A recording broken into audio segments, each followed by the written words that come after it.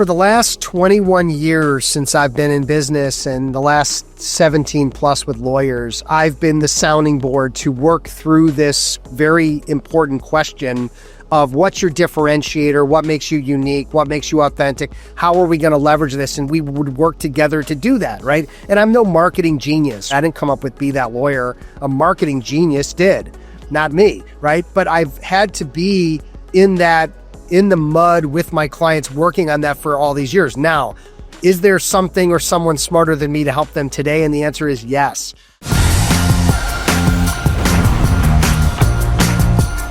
Driven, focused, and passionate about helping attorneys reach their full potential, Steve Fretzin is regarded as the premier coach, skills trainer, and roundtable facilitator on business development for attorneys. And I wanted to have Steve on the podcast because he appeared on the podcast many moons ago. For those of you that are loyal listeners, you know that we had Steve on when I first learned about Be That Lawyer.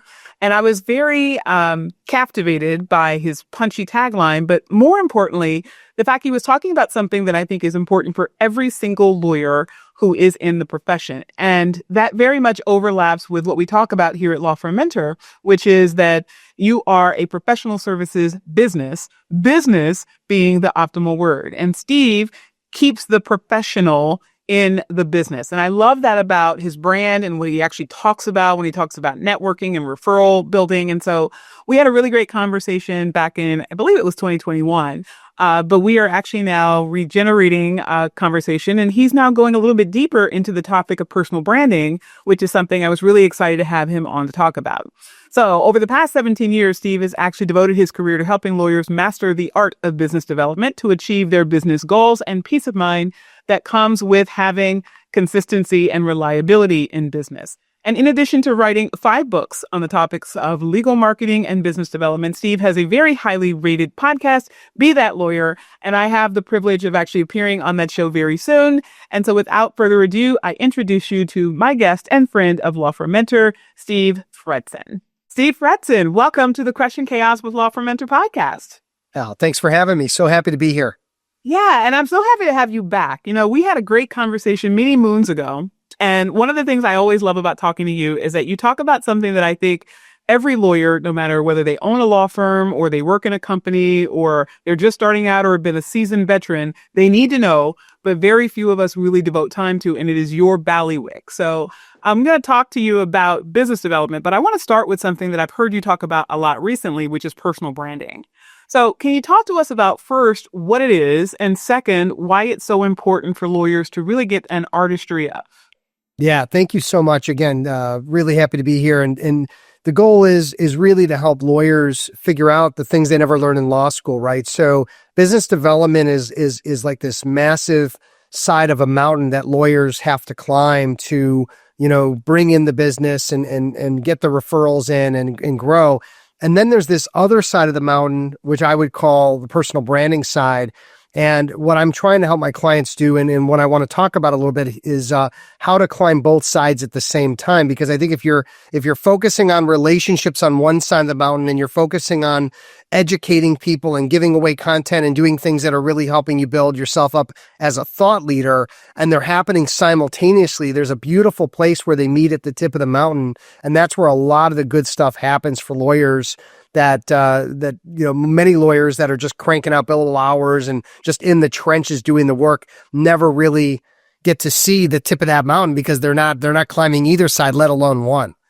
Yeah, absolutely. So the idea of the two meeting in the middle, of course, implies that you're going to be doing both simultaneously. So talk to us a little bit about that. Sure. Well, it all starts with a plan. I think we need to understand what each lawyer is open to and interested in as it relates to the business development side. Is it speaking? Is it writing? Is it networking?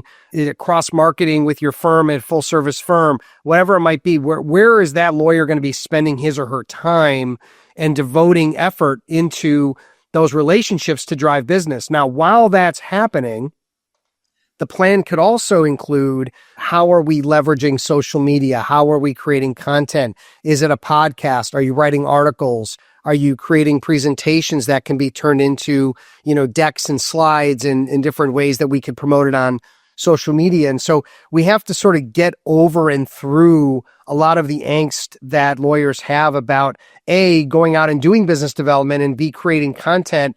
And I'm very sort of anti-self-promoting, even though I'm here promoting on your show and we're talking, but I'm going to do it through explaining things and giving away knowledge and giving away things that are useful to people. So I want lawyers to think they don't have to be out there saying, hey, I'm super lawyer and I'm this and I'm that and look at me. It's really about like, what content can you create and what platform that you're going to utilize to get the message out and help others understand your value and understand your expertise without you saying, hey, look at me, I'm an expert. Yeah, so I think that that's a really critical piece when you talk about the idea of self-promotion, because I think a lot of lawyers feel very uncomfortable with it. They want the business, but going out and saying, I want to be that lawyer, oftentimes feels a little cringy to them. So how do you help lawyers to really conceptualize the idea of personal branding from a place of achieving their outcome while also recognizing it's an essential part of business and it's something that is not, something that they should eschew and they should lean into it? Well, sometimes, Allison, it comes down to that saying, how do you eat an elephant? Right, one bite at a time. We have to think about and work through what each lawyer is interested in and what they're comfortable with or what they might be comfortable with. Because if I'm trying to take an introvert and send that introvert into 100-person networking environment where everyone's drinking and talking and they're just like freaking out, hiding in the bathroom, that's probably not a good place to start. On the same end, I'm not going to take someone who can barely consider posting on LinkedIn and say, hey, I want you to go be a personality on Instagram or TikTok, right? It's probably not going to happen. So we have to consider what each individual lawyer has sort of happening behind the scenes. It could be their victories in court. It could be that they have a passion for pottery or basket weaving or tennis or whatever it might be. I've got a client, for example, that is into ballroom dancing and is now competing in ballroom dancing. So how do we relate ballroom dancing as a way to demonstrate authenticity, but relate it back to business? For example, she's an estate planning attorney. And so she related the dancing to, estate planning and how you've got to take care of your loved ones so that you can continue dancing through life, whatever the angle might be. And so I think there's some help that needs to be provided to plan and execute on this. But I think each lawyer needs to individually figure out what they are comfortable with or what they could be comfortable with in all of the different areas. Like I'm super comfortable, and so are you, with podcasting. That's definitely not for everybody, right? But people that love to talk and love to learn and love to ask questions, but they're not podcasting because they think it like involves so much money and time and energy. It doesn't at all, right? That might be the way for them to not only get a podcast up on all the major channels, but then they have the video, they have the audio, they have the transcripts. Like there's all this repurposable material that they could be leveraging for social media and providing value. They just don't realize it's, how it all plays together. Yeah, well, I think that's a really critical point, because what you're really talking about is finding what works for you as a lawyer. And so many people think that there's kind of the tactic or strategy of the day that they want to hop on because it's the hot thing, but not every strategy fits every personality and vice versa. Yeah. So, when we talk about social media, since you mentioned LinkedIn, I know that LinkedIn is for a lot of people, their avatar is there. Not everyone, but a lot of folks use that as kind of the platform. But if you had to say right now, if somebody wanted to get into personal branding, they wanted to just hop out there, where would you say that they need to start? And what would be the platform that you recommend that they start with, and how? Yeah, that's a great question. The simplest answer for lawyers or entrepreneur, it can really be anyone in professionals or anyone, is I think LinkedIn has become sort of the gold standard of the social media world, because it's your resume online. You can be as creative and interesting and graphically exciting as you want to be. Putting together a great profile now works as someone's website. So I always, as I scan through LinkedIn, I cringe at the blue bar where nobody has filled in that banner, or when their name says, John Smith 2X4Y, dash, 3, because they haven't figured out that's having a website like Be That Lawyer and having it be That Lawyer XT4QL. I mean, who would do that? Right? This is your name. This is your LinkedIn URL. It's how you're findable. So I would say that's the place to start. And in many instances, professionals want to put up something professional. And again, thinking about something that you really enjoy about yourself or what you do, how you help people. Consider hobbies and skills that you can relate back to the area of practice that you're in. For example, someone might do something about fishing, right? And then like I do fishing, and then I talk about how, lawyers are fishing for business, and you've got to think about it like a fisherman. Well, what does that mean? And I'll give 5 points about how you need to change up your bait, or you need to look at different spaces to go on the lake, or whatever. It might have a great mentor like my father-in-law, Saul, who taught me how to be an incredible fisherman. But coming up with something that generates authenticity about you and also can relate back to your expertise and where you shine. Yeah. So, I mean, it really sounds like what you're talking about is taking a piece of yourself and relating it to your practice area. And I think that might be a struggle for people that might not be as creative. So how would one go about that? If they said, I have a habit of basket weaving, and I don't really know how basket weaving helps criminals. So I don't know how I can be America's next top criminal defense lawyer who basket weaves. And I don't really see the connection there. Yeah. What would you say to someone about that? So for the last 21 years since I've been in business, and the last 17 plus with lawyers, I've been the sounding board to work through this very important question of what's your differentiator, what makes you unique, what makes you authentic, how are we going to leverage this? And we would work together to do that, right? And I'm no marketing genius, right? I didn't come up with Be That Lawyer. A marketing genius did, not me, right? But I've had to be in the mud with my clients working on that for all these years. Now, is there something or someone smarter than me to help them today? And the answer is yes.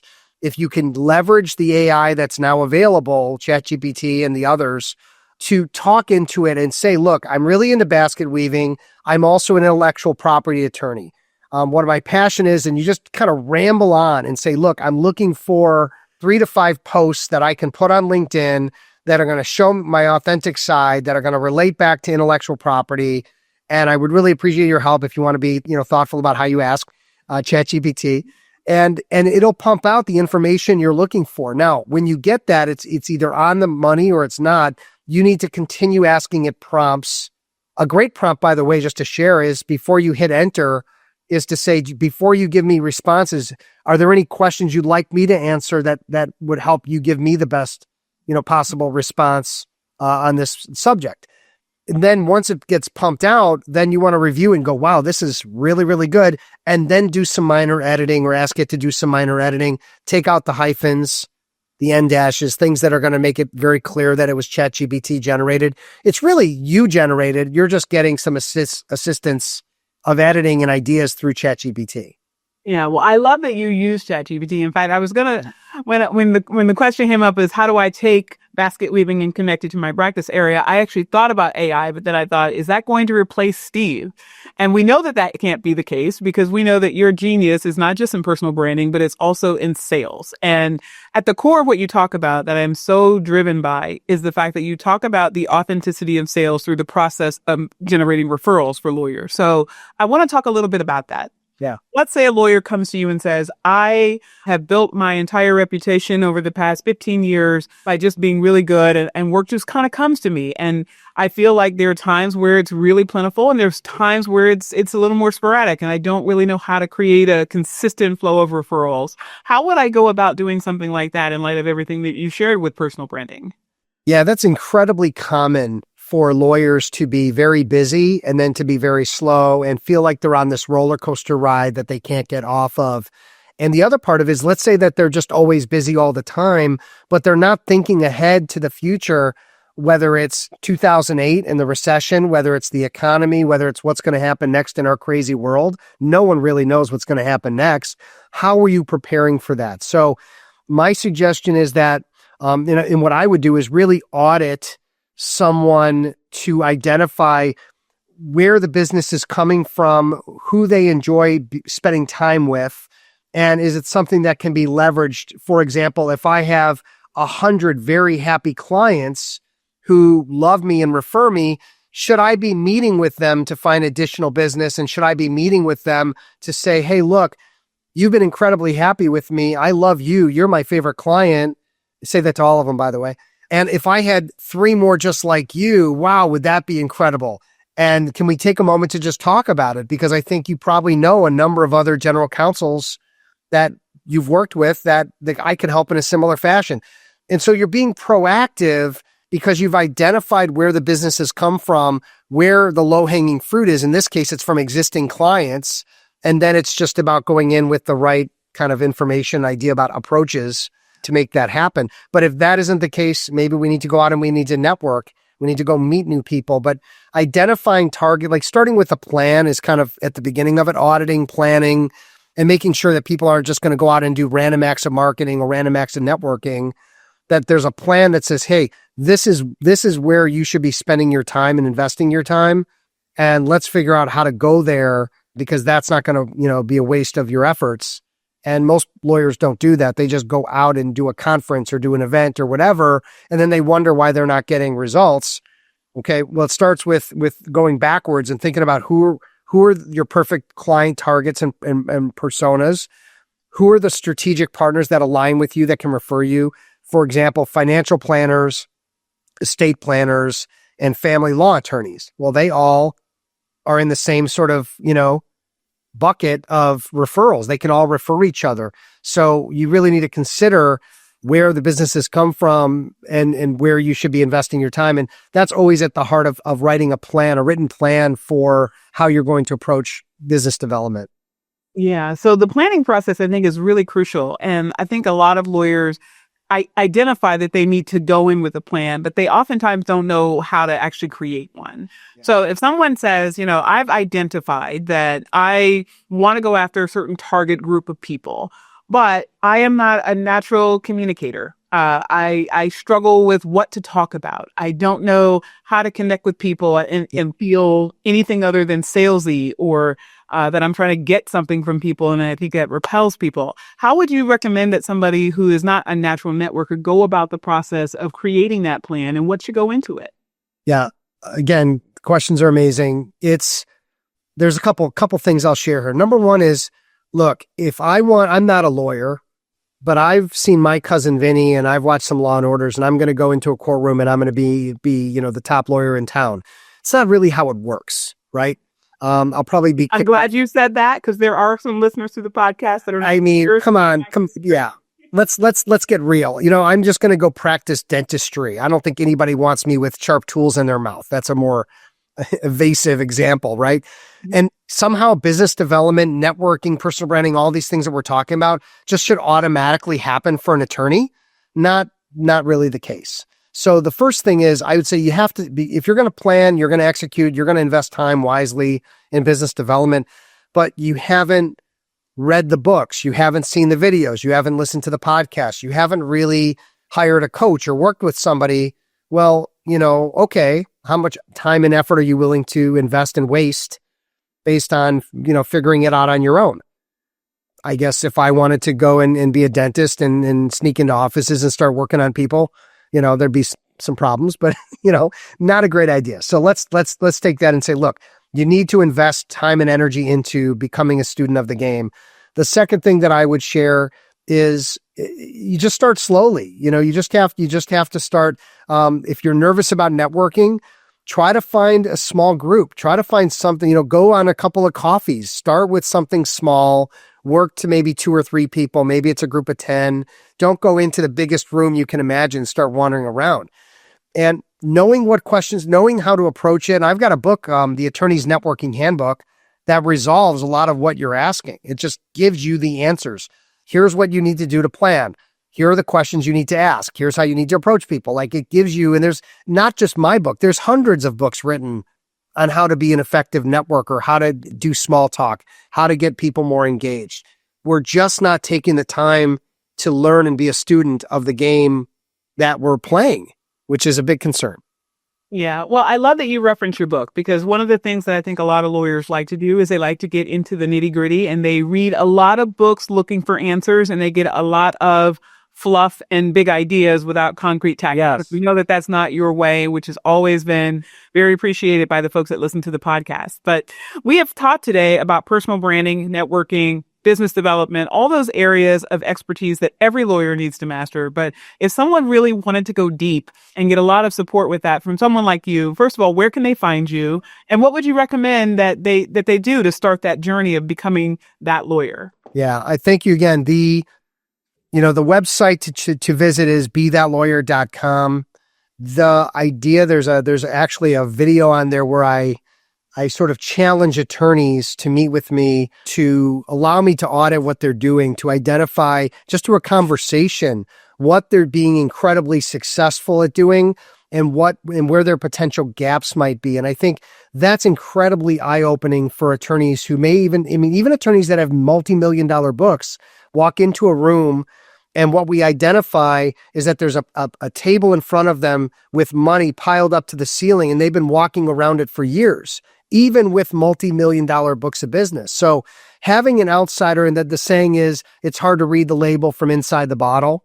So meeting with me is a great way to take 30 minutes and let me ask you some pointed questions, identify what's working, what's not working, where the gaps are, how much potential money, revenue, and actually free time you may have available based on what we learn. Now, one of two things happens. Either we agree to keep talking and evaluating that there's a fit for us to work together. The other side of it is maybe I identify that what they need has nothing to do with me. There's someone who needs more of a business and scaling advantage where you can come in, right? Maybe it's that they need all of their leads from the internet, not from business development, but from, paying to play. All right, well, let me send you to good people who can help you with that. There isn't a one size that fits all. We have to really get that evaluation in order to know what's going to make the most sense, instead of just continuing to push a rope and move forward without really knowing from a professional's point of view what to do. All right. Well, I love that explanation, because it sounds like what you really do is you serve people by helping them identify what is the nature of their problem and who's best suited to help them with that. And so that's why you have always been such a friend of Law Firm Mentor and such a great resource for our clients. And if anyone is interested in learning more about you, it's bethatlawyer.com. I want to thank you, Steve Fretzin, for being on the show. And everyone, you are listening to the Crushing Chaos with Law Firm Mentor podcast, and I will see you on our next episode.